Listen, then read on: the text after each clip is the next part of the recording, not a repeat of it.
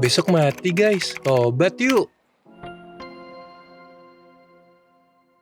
Assalamualaikum warahmatullahi wabarakatuh. Wah, bismillahirrahmanirrahim. Gini, gue pengen cerita sesuatu yang sifatnya fundamental dalam hidup kita. Itu adalah hijrah. Hijrah itu apa sih? Hijrah itu adalah pindah. Pergi dari, masuk ke. Itu adalah hijrah. Dan kita banyak banget dari kita nih ya, yang suka salah mengartikan arti dari kata hijrah. Jadi kalau hijrah udah pasti ini, kalau hijrah udah pasti ini gitu kan. Sebenarnya gini, kita harus tahu dulu konsepnya. Konsepnya adalah kita pindah dari nih. Pergi dari. Kita pergi dari apa sih? Dari kegelapan. Gitu kan ceritanya. Gelap bagi orang yang sudah menemukan keterangan dan masuk ke dalam sesuatu yang jauh lebih terang daripada sebelumnya. Tapi bukan berarti terang benderang banget gitu kan. Karena terkadang dari kita yang hijrah ini, kita merasa kita baru masuk ke satu langkah yang dimana kalau kita bicara standar dari lampu itu kan Kelvin ya. Kita baru masuk ke misalkan dari 0 Kelvin ke 100 Kelvin, kita udah merasa terang banget. Hijrah itu proses sebenarnya. Jadi satu, konsepnya sudah jelas, kita sudah pergi dari dan masuk ke dalam apa, udah jelas konsepnya. Tapi kita tahu di dalam lumens lampu itu kan, aku tadi ngomong masalah Kelvin itu juga ada tahapannya. Kalau warm white tuh 3.000, 3.500, 4.000, masuk ke 6.000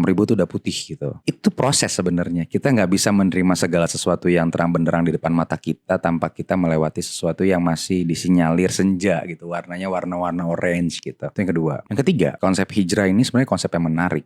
Tapi di satu sisi kita sebagai pelaku hijrah itu suka tidak sadar bahwa kita suka kesandung. Kenapa kesandungnya? Karena tanpa disadarin kita sudah menganggap diri kita adalah yang paling terang di antara yang lain. Satu. Yang kedua, kita suka nggak sadar bahwa kita maju mundur hati kita untuk hijrah karena takut. Karena kita sudah berbuat dosa banyak kepada Allah. Terus takut nggak diterima tobat gue. Sedangkan Allah maha penerima tobat. Kita curhat ke orang terhadap dosa-dosa kita. Sedangkan Allah maha penutup aib-aib hambanya. Kenapa kita buka aib-aib kita? Sekedar cerita doang Don, supaya lu tahu kondisi gue, it's okay. Tapi kenapa nggak cerita kepada yang langsung punya diri lo, yaitu Allah gitu. Yang memiliki kita kan Allah. Allah yang menentukan diterima apa tidaknya tobat kita. Bukan gue, bukan orang-orang, bukan teman-teman lo. Jadi dua hal yang kontradiktif, tapi dua-duanya menurut gue pribadi salah. Yang satu kita suka merasa bahwa kita sudah jauh lebih terang daripada yang lainnya. Yang satu kalau kita hijrah kita ragu-ragu karena terlalu banyak dosa yang kita memban, sedangkan kita malu. Allah tiba-tiba datang ke Allah. Gini loh, gue bahas dua hal ini ya. Yang satu adalah tadi gue bilang kita ngerasa kita sudah lebih terang daripada yang lainnya. Karena kita menemukan sesuatu yang baru dalam hidup kita dan itu mengasihkan ternyata. Sisi positifnya itu. Sisi negatifnya adalah kita suka lupa diri, jumawa, ujub, takabur, ria, penyakit hati yang jangan sampai kita milikin lah. Itu suka kita nggak sadarin bahwa once lu hijrah, yang lu pertama lakukan adalah tobat. Kalimat tobat adalah istighfar. Istighfar itu, kalimat tobat itu tidak pernah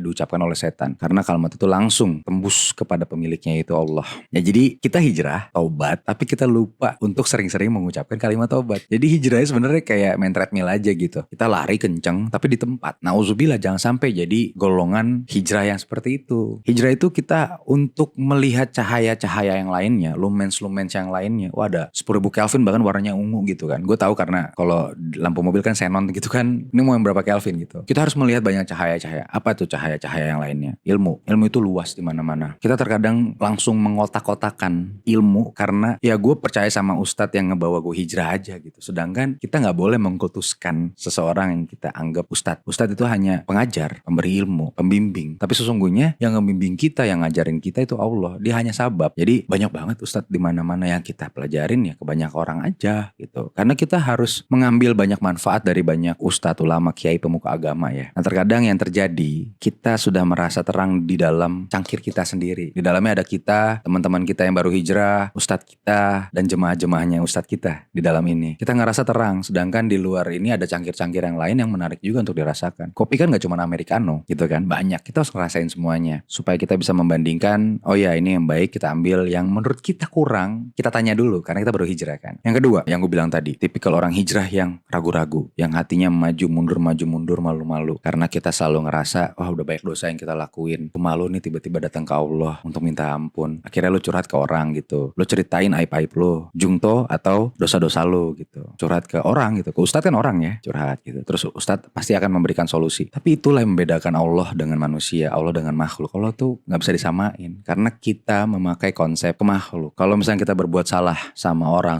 tua kita, sama guru kita, sama teman teman kita. Ya wajar kita akan merasa malu kalau kita tiba-tiba datang terus minta maaf gitu. Karena kita pun sebagai orang yang disakiti perasaannya, terus tiba-tiba orang yang menyakiti perasaan kita datang ke kita, terus kita normal kalau kita belum bisa langsung memaafkan. Biarpun memaafkan itu adalah kewajiban sebagai umat muslim. Tapi sebagai manusia yang manusiawi sifatnya normal gitu. Tapi itu kan manusia. Sedangkan tempatnya bertobat itu kan ke Allah. Free pass dan aksesnya itu ada di Allah, bukan di manusia. Dan Allah gak bisa disamakan dengan manusia dengan makhluk. Jadi jangan pernah ragu untuk hijrah, karena kita gak bisa pakai tolak ukur ilmu manusia untuk ilmunya Allah. Ilmunya Allah dalam memaafkan manusia itu beda dengan ilmunya manusia untuk memaafkan ke manusia. Beda banget, dan kita harus paham akan hal itu. Allah satu-satunya tempat untuk kita menggantungkan harapan. Bergantung terhadap semua masalah, kita bergantungnya kepada Allah. Ini yang suka terjadi di kita-kita ini adalah kita doa tuh gak banyak. Doa kita tuh ya udah gitu, karena kayak tadi lagi gitu kan, berdasarkan gue malu sama Allah gitu-gitu. Padahal sebenarnya Allah memberikan ujian untuk mengaktifkan kita untuk berdoa kepada Allah. Dan apapun harus kita minta kepada Allah, as long itu berhubungan dengan maslahat manfaat untuk kita, keluarga kita, agama kita, negara kita, masa depan kita. Jadi gitu. Nah, sebagai sebuah konsep yang menarik, hijrah itu gak bisa disandingkan dengan 20 tahun sekali. Hijrah itu adalah